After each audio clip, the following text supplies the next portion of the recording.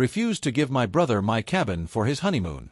6 months later, he's divorced, parents lost their house, and I have 24/7 armed security keeping my family out. Best $70,000 I ever spent.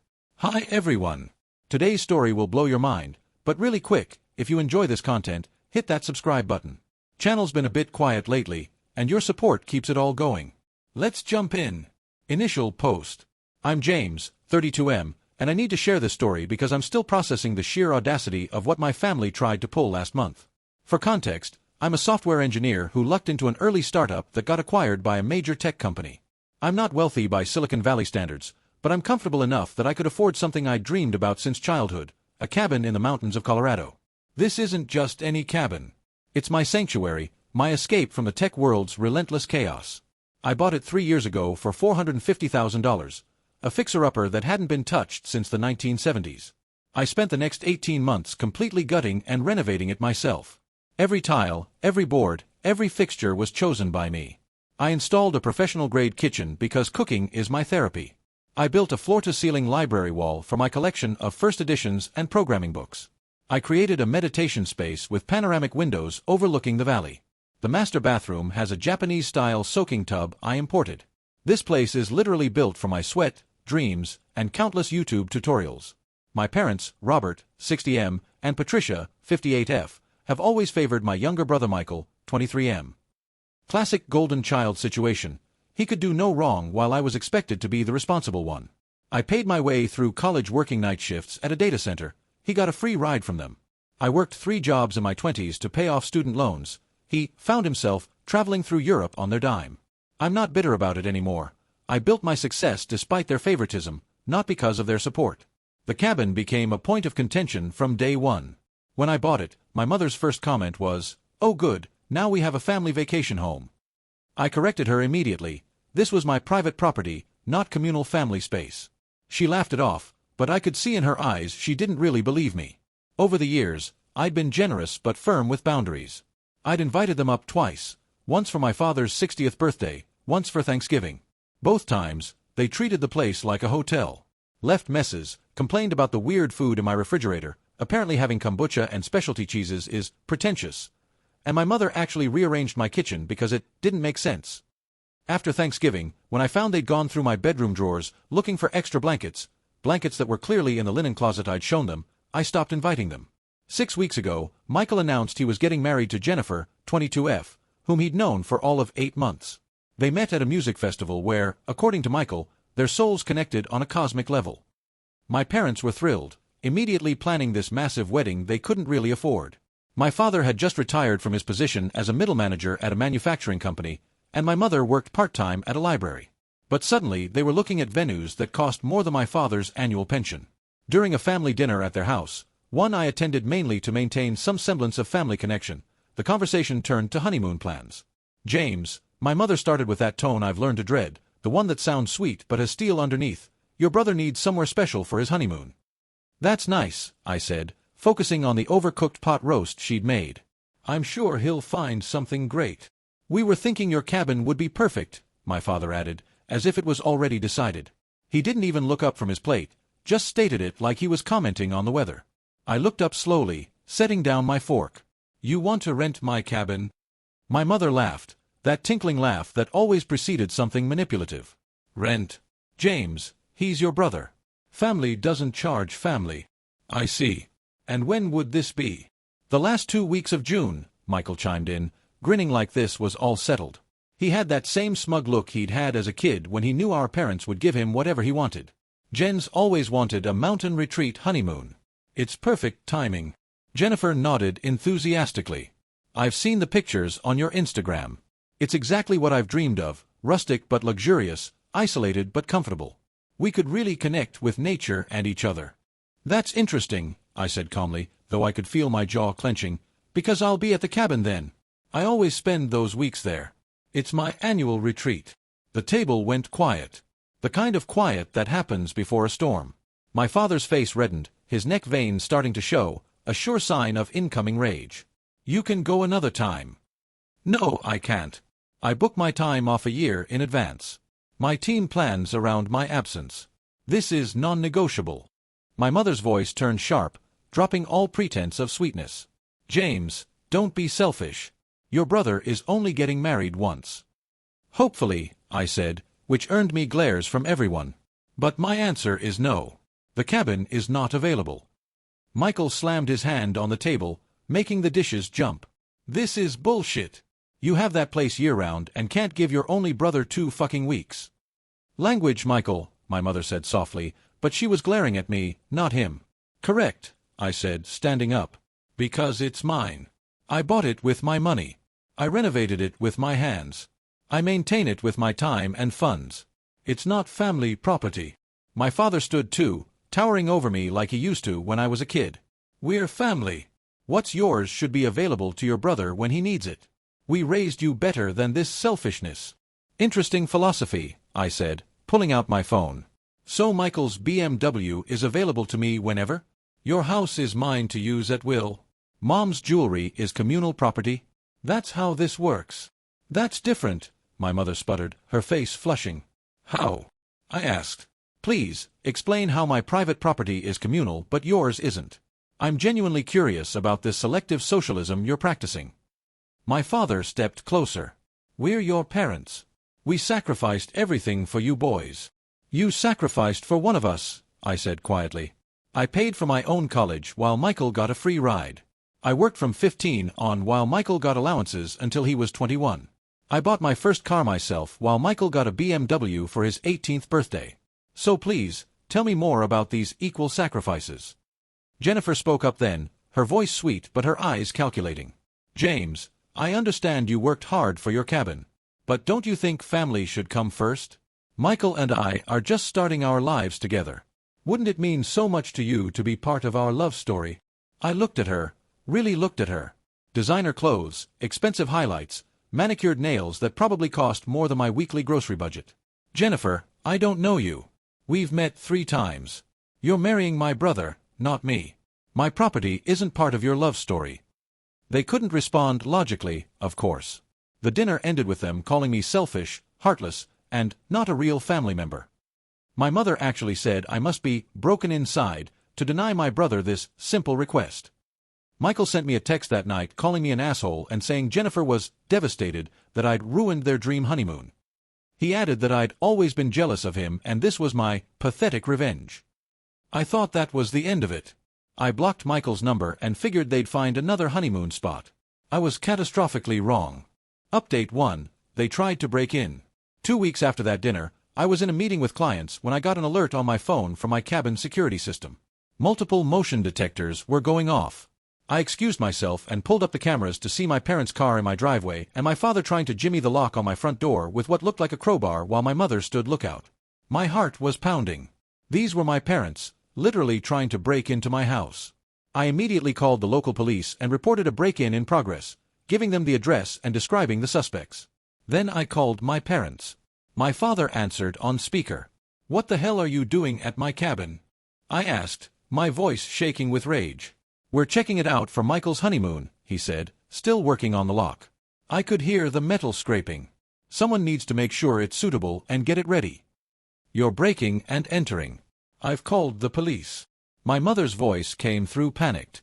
"You called the police on your parents? What's wrong with you?"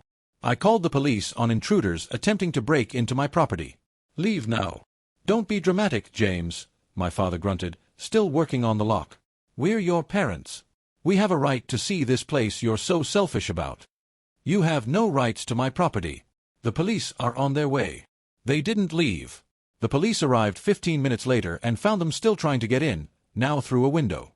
My father had actually removed the screen and was trying to force the window open.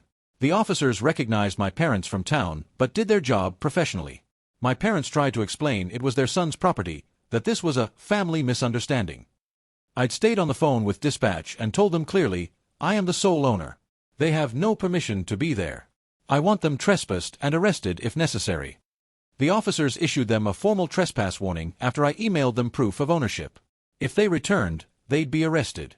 My parents were humiliated, especially when the officers made them acknowledge on body cam that they understood they were banned from the property. My mother cried. My father's face was purple with rage. The officers had to escort them off the property because my father kept insisting he had a right as a father to access his son's property. That night, my phone exploded. Extended family, friends, even people I hadn't talked to in years were messaging me. My parents had gone on Facebook and painted me as a monster who'd called the cops on them for trying to help prepare the cabin for Michael's honeymoon. They conveniently left out the breaking and entering part. My Aunt Linda called me screaming that I was tearing the family apart. My Uncle Charles said I needed therapy for my control issues.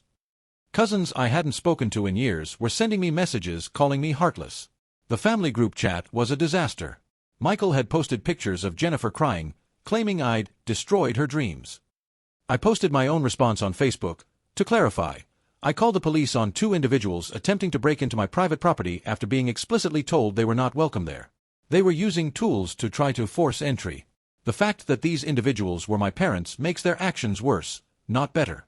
They knew they had no permission and tried to break in anyway. I have security footage of the entire incident, which has been provided to law enforcement. I attached a single screenshot from the security footage showing my father with the crowbar at my door. The comments on my parents' post shifted dramatically. Michael called me screaming that I'd humiliated the family. His exact words were, "You're such a fucking piece of shit. Mom's on anxiety medication now because of you." "Your parents humiliated themselves by trying to commit a crime," I replied calmly. "It's just a fucking cabin," he yelled. "You probably don't even use it that much.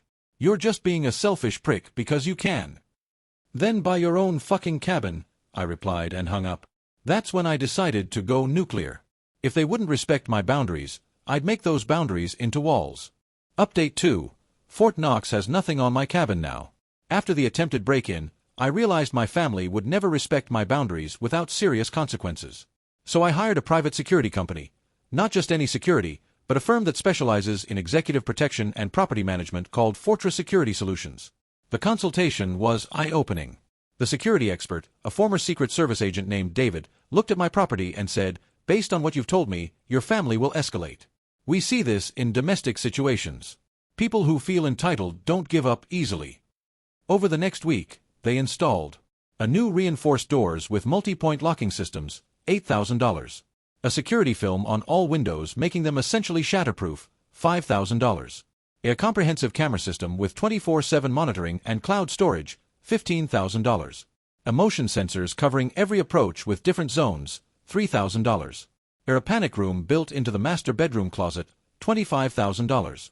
Electronic locks that only I can authorize with biometric and code combinations, $4,000. A contract for random patrols during the weeks I'm not there, $500 per month. A perimeter fencing with sensors, $12,000. The cost was significant, over $70,000 total, but I considered it an investment in my peace of mind and a message to my family. I also had my lawyer, Thomas, send a cease and desist letter to my entire immediate family, warning them that any attempt to access my property would result in criminal prosecution. The letter detailed the previous trespass incident and made clear that any further attempts would be met with full legal action. The family group chat exploded when Michael posted a photo of the letter. "Are you fucking serious?" was his opener. "You hired lawyers against your own family? You're actually insane." My Aunt Linda chimed in, "James, this is going too far. It's just a cabin. You're destroying the family over property." "If it's just a cabin," I responded, "then why is everyone so desperate to access it against my will?" My cousin Nancy, "You're tearing this family apart over property. Your parents are devastated. Your mom hasn't stopped crying for days." "No," I replied. "I'm establishing boundaries. The family is tearing itself apart by refusing to respect them. And if my mother is crying, perhaps she should reflect on why she thought breaking into my house was acceptable." My mother tried calling me 47 times that day. I didn't answer once. She left voicemails that ranged from sobbing about how I was destroying the family and breaking her heart to screaming that I was sick in the head and needed help. My father left one saying I was no longer his son and he was writing me out of the will. "Good," I texted him. "Then you definitely have no claim to my property. And considering I'm worth more than your entire estate, I think I'll survive without your $50,000 life insurance policy." The security company called me the next week. They'd encountered my brother trying to scale the fence I'd had installed. He'd told them he was family and had a right to be there. When they informed him that they had explicit instructions that no family members were allowed and that the police had been called, he tried to run. He didn't make it far. Michael was arrested for criminal trespass and attempted burglary, because he had tools with him. He spent a night in jail before Jennifer bailed him out. The mugshot was unflattering. He looked exactly like what he was, a spoiled brat who'd finally faced consequences. My parents hired a lawyer to try to get the charges dropped. The lawyer actually called me to see if I'd reconsider. "Your brother made a mistake," she said. "He's young and in love. Surely you don't want to ruin his life over this." "He's 23, not 13, I replied. "And he made a choice, not a mistake. He can face the consequences like an adult." The lawyer then tried a different approach. "Your parents are prepared to sue you for emotional distress." I laughed. "For what? For not giving them my property? For calling the police when they tried to break in? Please, file that lawsuit. I'd love to see a judge's face when you explain that they're suing because I won't let them steal my vacation home." She hung up. They never filed the lawsuit. Update 3.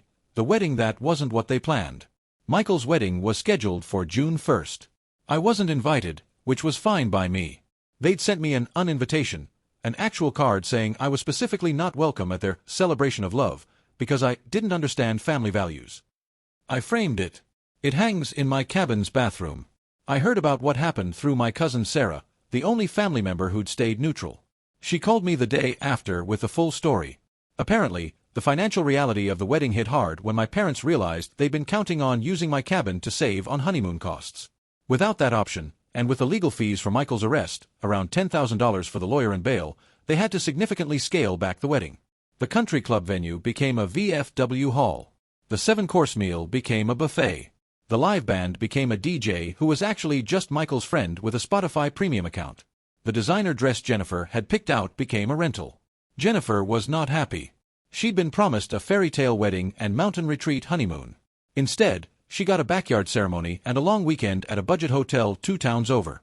Sarah said Jennifer spent the entire reception making passive-aggressive comments about some families actually supporting each other, and how in her family they share their blessings. "The best part," Sarah told me, laughing, "was when Jennifer caught the bouquet and said into the microphone, 'Maybe for my next wedding, I'll marry into a family that actually cares about each other.'" Michael's face was priceless. My mother cornered Sarah at the wedding, drunk on cheap wine, and sobbed about how I'd ruined everything. She claimed if I'd just given them the cabin, none of the legal troubles would have happened, and they could have afforded the dream wedding. She kept saying, Sarah recounted, "James has so much, why couldn't he share just this once?" I asked her if she'd ever shared her house with you when you needed it. She said that was different but couldn't explain why. The reception ended early when my father got into an argument with Jennifer's parents about the quality of the wedding. Jennifer's father, a successful real estate developer, apparently said something about false advertising regarding Michael's family's financial situation. My father threw a punch. He missed, fell into the wedding cake, and had to be escorted out. The marriage lasted exactly 73 days. Update 4. The aftermath and the divorce. Jennifer left Michael in late August. According to the court documents, public record, I checked, she filed for annulment citing fraud. Apparently, Michael had told her his family owned multiple properties, that he was in line to inherit a mountain estate, and that his brother, me, was going to make him a partner in his tech empire. She'd married him thinking she was getting into a wealthy family. When she found out he was actually unemployed, $40,000 in debt from credit cards, living with our parents, and that the cabin was mine and completely off-limits, she was done. The fact that their honeymoon was at a comfort inn instead of my cabin was apparently the final straw. The annulment documents included text messages Michael had sent her before the wedding, promising her a life of luxury, vacations at the family cabin, and a future where money would never be a concern. He'd even sent her photos of my cabin claiming it would be theirs someday. Jennifer's lawyer reached out to me for a statement. I provided a simple affidavit stating that Michael had no claim to my property, never would, and that I'd explicitly banned him from it. I also mentioned the arrest for trespassing. Jennifer got her annulment. The legal fees from the divorce, combined with the previous arrest fees, have put my parents in serious financial strain. They're looking at downsizing their house. My father's pension isn't enough to cover their mortgage and the legal debts. My mother had to take a full-time job at age 58, working retail at a department store. The family members who initially supported them have grown tired of the drama. Most have quietly reached out to me to say they understand my position now. Aunt Linda actually apologized, saying, "I didn't realize how crazy they'd gotten about that cabin." Robert showed up at my house demanding I loan him money for Michael's lawyer, and when I said no, he called me a traitor. I get it now. Last month, my mother tried a different approach. She sent me a long email about how family should forgive, and how she's ready to move past all this unpleasantness. She suggested we could start fresh if I just apologized for overreacting and maybe let them use the cabin for a weekend to heal as a family. The email was a masterpiece of manipulation. She mentioned how my father's health was suffering from the stress, his blood pressure, apparently, how she never thought her family would be torn apart like this, and how all she wanted was to see her sons happy. She even included a photo of me and Michael as kids, playing in their backyard. I responded, "Patricia, not Mom, there is nothing to forgive. You attempted to steal from me, broke the law, and faced appropriate consequences. I have moved past it by ensuring it can never happen again. The cabin will never be available to you, Robert, or Michael. This is not a negotiation. Do not contact me again about this matter." She forwarded my response to the entire family with the subject line, "Look how he talks to his mother." The responses were not what she expected. Sarah replied, "Oh, seems perfectly reasonable to me." Uncle Charles wrote, "Maybe if you hadn't tried to break into his house, he'd be nicer."